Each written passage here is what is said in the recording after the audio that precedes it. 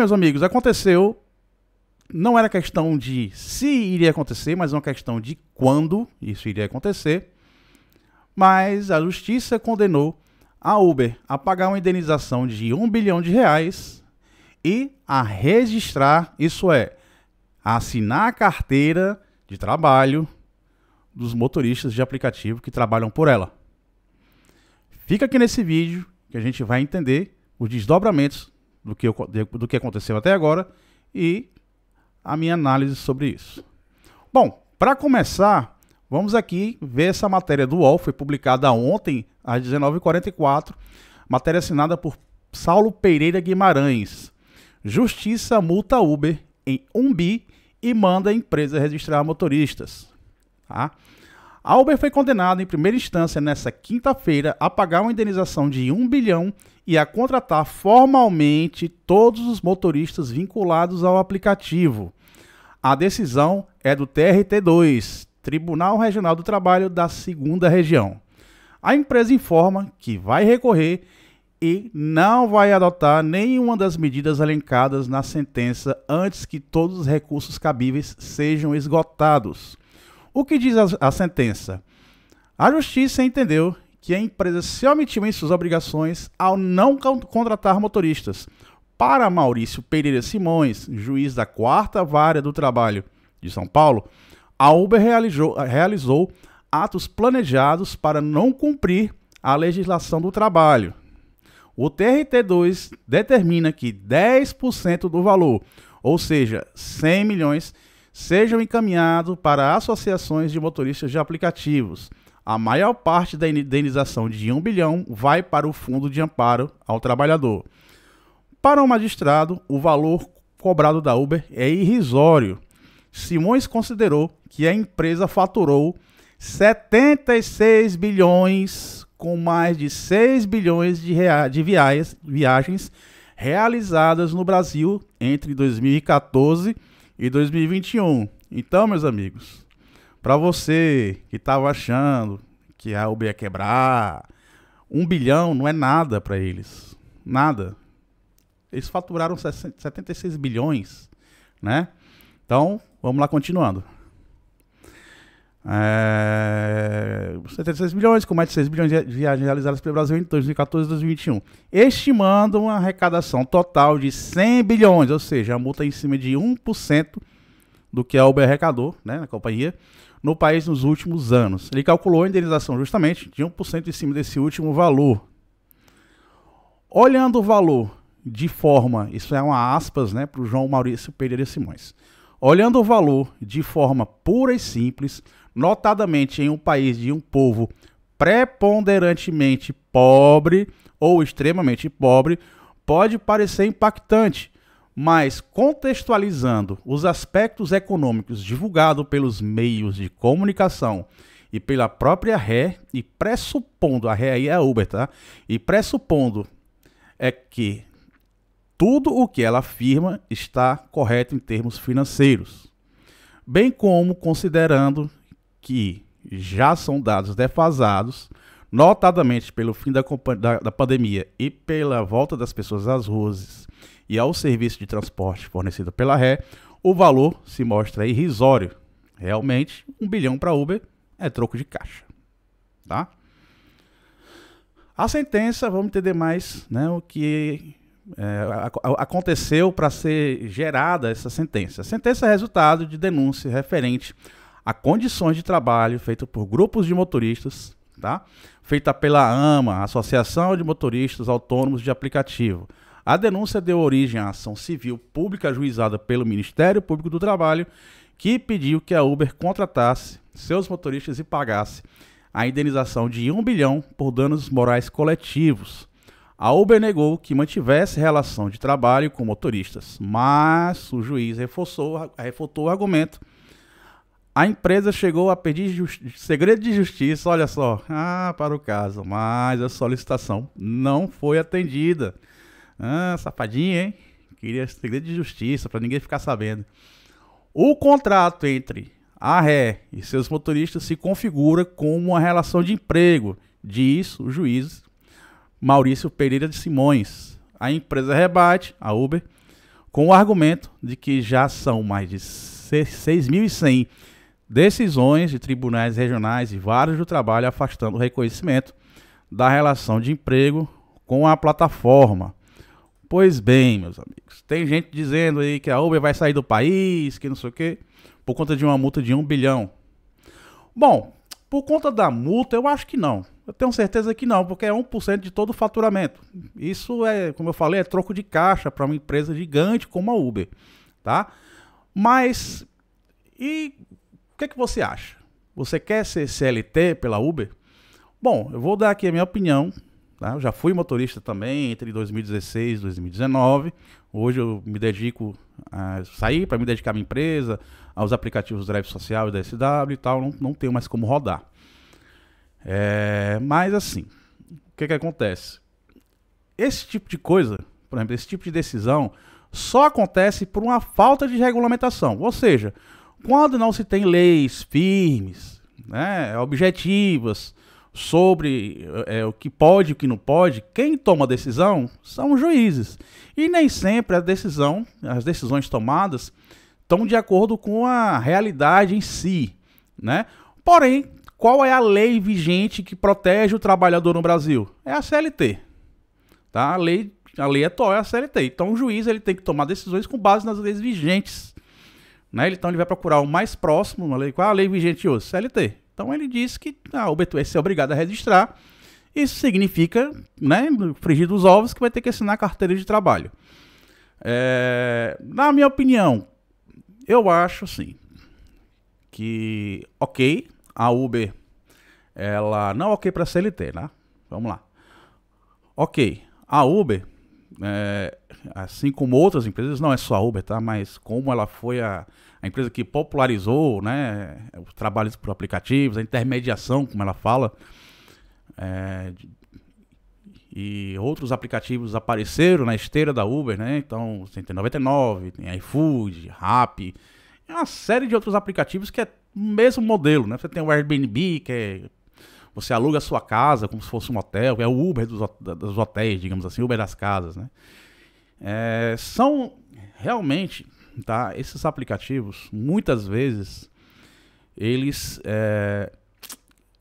não pagam o merecido, digamos assim, né? O que realmente o motorista ou o profissional que está exercendo aquela profissão, porque é uma profissão, tá? Ah, eu sou autônomo, não deixa de ser uma profissão.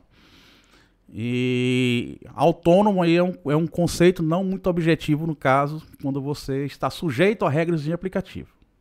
Então, mas vamos deixar isso para depois. Então, assim, existe a necessidade de uma regulamentação, que o pessoal está discutindo lá em Brasília, e fica a gente dizendo que sindicato não presta, aí o sindicato diz que não presta é o político fulano de tal, mas enfim, você aí do outro lado é que tem que decidir qual a melhor maneira de que associações, sindicatos ou políticos vão representar os seus direitos, né? Não se esquecendo que o Brasil é um país sindicalizado, portanto, tem que cair na real, né? O país o Brasil, assim como a Alemanha, assim como os Estados Unidos, muita gente acha que não, mas os Estados Unidos têm os unions, que são os sindicatos de lá, né? Boa parte dos países da Europa, né? Como já citei, a Alemanha, França, Itália, são todos os países sindicalizados. O que é um sindicato? O que são associações? São grupos de pessoas, né? São entidades formadas por grupos de pessoas que representam uma classe. Você gostando ou não, ele lhe representa. Não é um negócio seletivo. Aquele sindicato foi criado, ele te representa de ponto final. Cabe a você, eu não gosto do fulano de tal que é presidente do sindicato. Não gosto do presidente da associação. O que você tem que fazer? Você tem que se associar, se filiar, participar da plenária e derrubar aquela pessoa. É assim que funciona, tá? Não, assim, político é diferente de sindicato. Sindicato é um negócio que foi registrado, ele vai ficar por anos. Político, ele tem uma vida ali de 4 anos úteis. Então, muito cuidado com promessas de políticos que nem da esfera federal são, que estão aí fazendo barulho, como se pudesse resolver alguma coisa. E não podem. Eles têm que cuidar do cantinho deles. E não do que está na esfera federal. Tá? Preste atenção nisso aí. Eu não estou defendendo o sindicato, não. Só estou colocando aqui a real. Tá? Não é influencer, não é político municipal que vai resolver as coisas, não. Tá certo? Tem que cair na real e tem que lutar com as ferramentas certas. Só reclamar em rede social e fazer barulho não vai adiantar. E se você também não se apropria das entidades sindicais e associações, se você não está lá para defender os seus interesses, quem vai lutar pelos seus interesses é quem está lá. E nem sempre os interesses que ela acha que você tem é o que você tem. Então, faça seu papel. Vamos deixar de mimimi e partir para a luta. Mas, enfim, voltando para a questão da multa, né? Da falta de regulamentação. O que acontece é isso. Não tem uma regulamentação forte de como essa relação de trabalho se dá entre aplicativos e pessoas que estão trabalhando para aqueles aplicativos. Não existe uma regulamentação. Então o juiz ele vai decidir com base na regulamentação vigente, na lei vigente. Qual é a lei vigente? CLT. Tá? O problema todo é a falta de regulamentação, é a falta de como o Estado vai regular essa interação entre pessoas e aplicativos, empresas de aplicativos. Não existe aqui no Brasil. Infelizmente ainda não existe. Tá? Mas o que você acha? O CLT é o melhor dos casos? Bom, a nossa legislação trabalhista ela foi inclusive atualizada aí na época do governo Temer, né? Era uma, entre aspas, modernizada, que na verdade tiveram muitos retrocessos, mas isso é uma opinião minha. Mas eu entendo que a nossa CLT atual, ela não é compatível com esse tipo de negócio. Você tem que regular de uma maneira que você imponha limite para as empresas, você traga proteção para o trabalhador, que é muito importante, que é quem está na ponta de lança. Quem está na ponta de lança é você. Se você bater seu carro na regulamentação atual, você que vai pagar o prejuízo.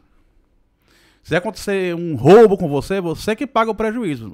As empresas, teoricamente, não têm nenhuma responsabilidade sobre isso. Elas intermediam, elas dizem que você é autônomo, quando na verdade você não tem autonomia nenhuma, porque ela que diz quanto você vai ganhar por quilômetro, ela que diz quanto você vai ganhar por minuto, e ela que decide o valor das corridas. Então, que autonomia é essa? Então, por si só, isso meio que cria um vínculo empregatício aí. Então, o juiz de todo, ele não está errado. Ele não está errado. Tá? De acordo com as leis vigentes, ele não está errado. Tá? Agora, eu entendo que deveria ser criado, ou dentro da própria CLT, ou uma outra legislação trabalhista, que se adequasse ao trabalho por aplicativos. Isso é um fato. O que não pode é inviabilizar o modelo de negócios como um todo, porque se de repente Uber, 99, essas empresas tiverem que contratar todo mundo, meio que pode ser que inviabilize o modelo de negócio tanto para a empresa quanto para você, motorista, né? Você pode perder sua flexibilidade. E isso não é interessante para você nem para as empresas. Tá? Mas tem que ser algo de uma maneira que imponha limites nas empresas, que elas não possam fazer o que querem com os motoristas. Porque hoje está assim, ela faz o que quer, ela manda o valor que quer. Se você quer, você aceitar, aceita. Se não aceitar, não aceitou. Ela pode lhe banir muitas vezes, embora a legislação proíba, mas muitas vezes você leva o famoso banimento branco, né? Que você conecta no aplicativo e você não recebe na corrida. Isso é um fato. Isso não é uma teoria da conspiração, acontece com muita gente. Né? Você vê lá, motorista lá que está esperando 1 hora, 2 horas para tocar uma corrida, tem um cara do teu lado que acabou de parar e já tocou uma corrida para ele. Ou seja, muito provavelmente você está num banimento branco na empresa.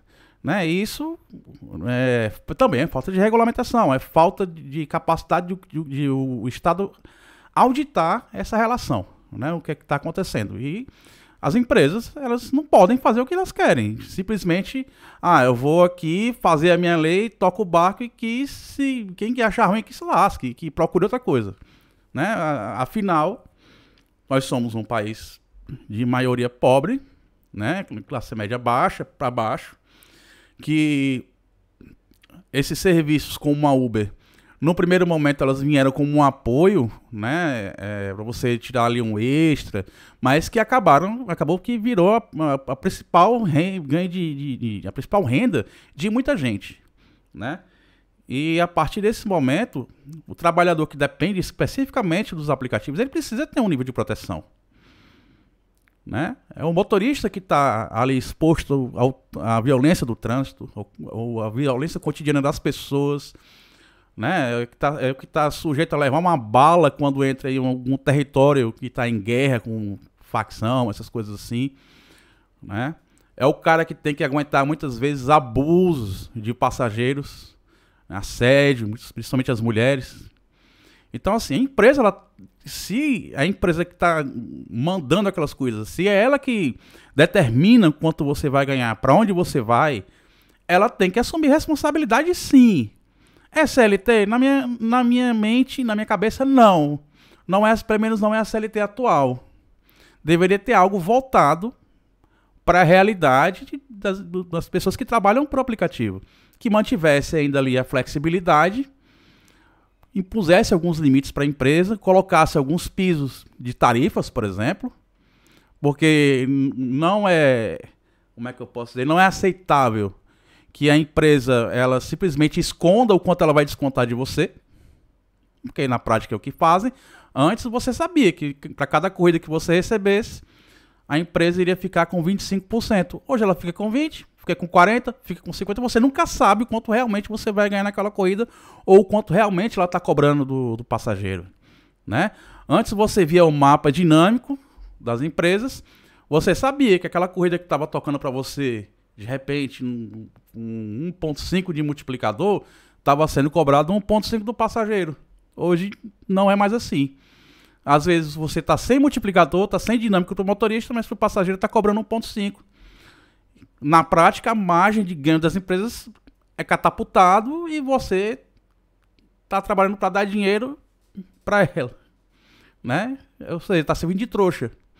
A empresa faz as pessoas de trouxa, infelizmente. As empresas, as plataformas. Aqui minha crítica não é voltada especificamente para a Uber, embora a decisão do juiz tenha sido voltada para ela, né? Então, tem que ter leis, pessoal, que regulamente o trabalho por aplicativo, tanto de carro, quanto de moto, quanto de entregas, tá? As empresas têm que ter um mínimo de responsabilização, afinal, se ela manda você ir buscar ou deixar um passageiro numa área de risco, você está correndo o risco de levar uma bala, de ser assaltado, de perder a sua vida. E aí? De roubarem seu carro, que é a sua principal ferramenta de trabalho. E aí como é que você fica? Fica por isso mesmo? Porque hoje é assim, fica por isso mesmo, as empresas não se responsabilizam. Você vai no escritório de uma empresa dessa, abre um chamado lá pelo suporte, e a empresa diz, olha, infelizmente eu não tenho como me responsabilizar por isso, fica aí com seu dano. Quando você encontrar seu carro, ou você comprar um carro novo, mande os documentos que eu te libero de novo e tchau. É assim que funciona. E não é assim que deveria ser. Não é assim que deveria ser. Ou naqueles casos também, né, que acontece. Você sai para trabalhar, liga o aplicativo e nada de tocar a corrida. Nada de tocar a corrida. Você fica lá uma hora, 2 horas. Você vai ver, às vezes, você fez R$60 no dia, você passou 6 horas, 8 horas na pista, recebendo pouquíssimas corridas. E essa hora parada, quem é que paga? Porque quando você trabalha numa empresa, você produzindo ou não, o seu patrão é obrigado a lhe remunerar. Se não tem produção, se não tem demanda para você executar naquele momento ali, você passou 8 horas no trabalho. As 8 horas você ficou parado, é incompetência do seu patrão. Não é incompetência sua. Ou seja, se você está logado, você está online no aplicativo e ela não manda corrida para você, o problema não é seu, o problema é da empresa. Entendeu? Então tem que ter também uma remuneração por hora de disponibilidade. Tem que ter uma remuneração. Você tem que ter uma remuneração mínima que você vai ganhar por corrida. E hoje é muito baixa, né? Tem que ser mais alto. Afinal, o custo é todo seu. A gasolina é sua, o carro é seu, pneu, óleo, enfim. Sua alimentação, você está na rua, você tem que comer, você tem que tomar água. Né? Você, de repente, trabalhou ali muitos dias, muitos meses ali, pegou um problema de coluna, um problema de membros inferiores. E aí, quem que vai pagar seu tratamento? Hoje, se você não tiver plano, você vai ter que ir para o SUS, esperar não sei quanto tempo, você vai ficar parado, sem poder produzir. E a empresa, ela diz assim, tchau, quando você puder voltar, você volta. Quando você não puder, eu tenho mais motoristas aqui. Né? Isso não é justo.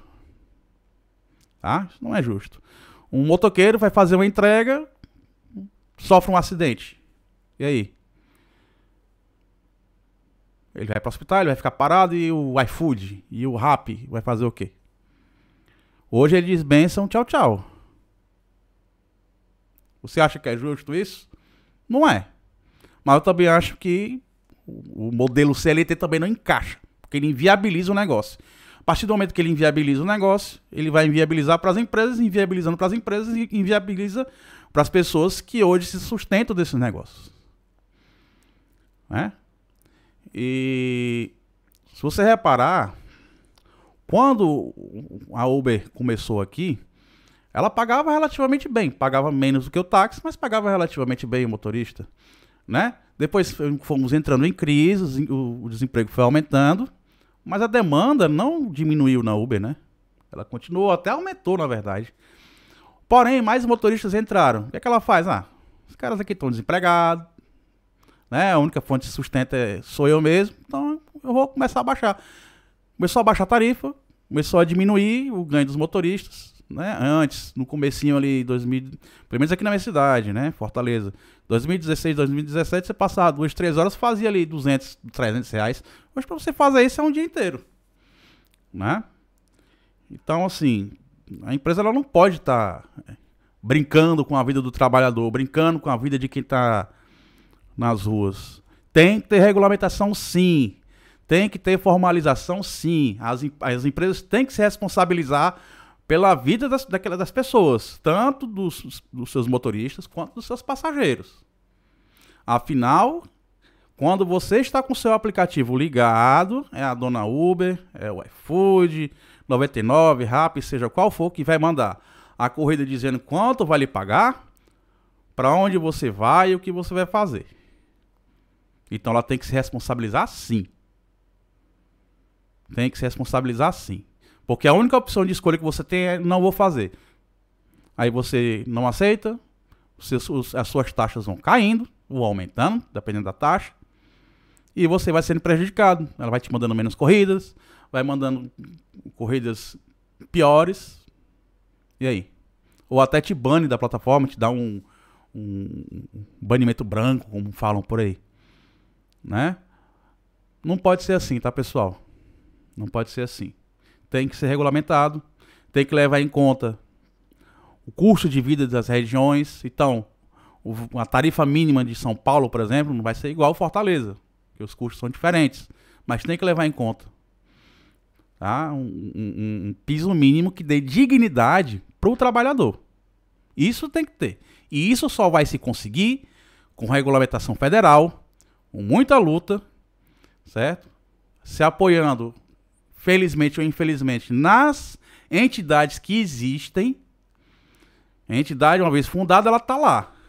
Ela vai durar enquanto tiver gente disposta a tocar aquelas entidades. Você gostando ou não. Agora, político, cargo eletivo, partidário, é de 4 em 4 anos. Pode ser que aquele cara que está ali tentando te convencer que ele é o salvador da pátria, daqui no próximo pleito ele não se eleja. E aí? O que você vai fazer? Qual o poder que ele vai ter? Pior ainda se ele não for da esfera federal. Né? Como tem gente por aí que fica fazendo arruaça. Em vez de apoiar o pessoal do grupo de trabalho, vai lá e tenta melar, e diz que foi expulso, aquela coisa, fica fazendo picaretagem. Né? Ou palhaçada. Não é assim que a banda toca. E, infelizmente tem gente que segue esse tipo de gente. Né? Que não segue, né? Seguir você pode seguir. Agora, aplaudir é diferente. Também não estou dizendo que o grupo de trabalho que foi criado, que os sindicatos são as melhores coisas do mundo, não. Não, não são. Não são. Mas, perante a estrutura montada aqui no Brasil, é quem representa. E se você não gosta de quem está lá lhe representando, se associe, se filie, participe das plenárias e derrube quem você não gosta. Vai lá, se candidata a ser presidente de um sindicato, de uma associação, lute para defender os seus interesses, defender os interesses da sua classe. Se você acha que os que estão lá não lhe representam. Tá bom? É assim que se trabalha na democracia. Não é fazendo mimimi, não é endeusando político que vai resolver as coisas, não. Tá bom? Então é isso. Fica aí o recado e até o próximo vídeo. Valeu!